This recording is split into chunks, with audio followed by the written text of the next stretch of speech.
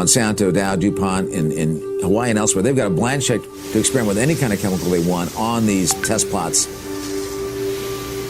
You've got the most toxic insecticide, virtually unregulated by the U.S. Department of Agriculture.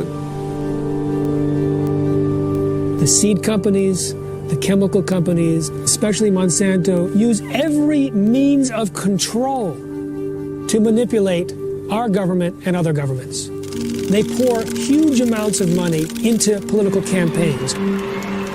They pour huge amounts of money into lobbying. They have many of their own people embedded in the key decision-making roles in the U.S. government.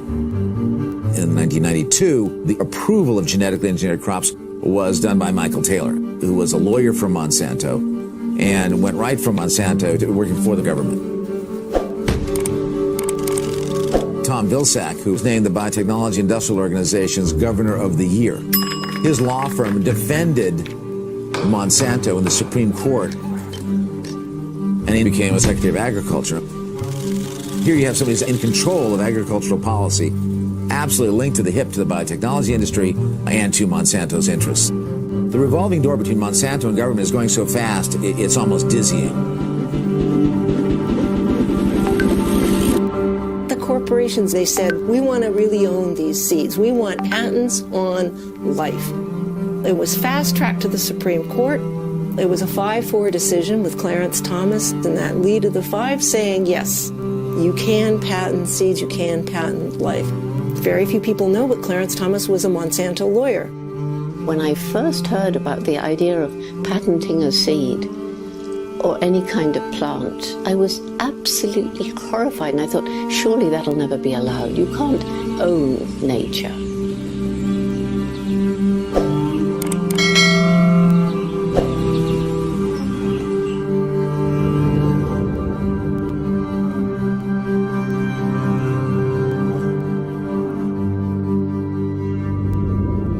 Under Section 101 of the Patent Act, which defines what can be patented in the United States, you can only patent a machine, a manufacturer, or an inventor's composition of matter. And I fail to see how a seed can be either of those. Monsanto takes one gene out of tens of thousands of genes, changes that and says, no, now we own the whole plant. It's one of the most extraordinary giveaways, giving corporations the natural reproduction of all life forms, saying you can make a profit on every one of those reproductions. So they don't just own the seeds. They own all of the offspring of those seeds and patent them forever.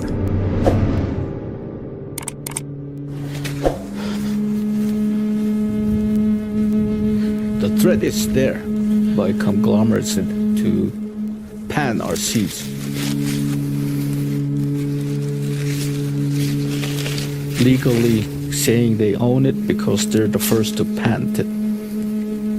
We're the custodians of this knowledge in the corn, and how dare others take it away?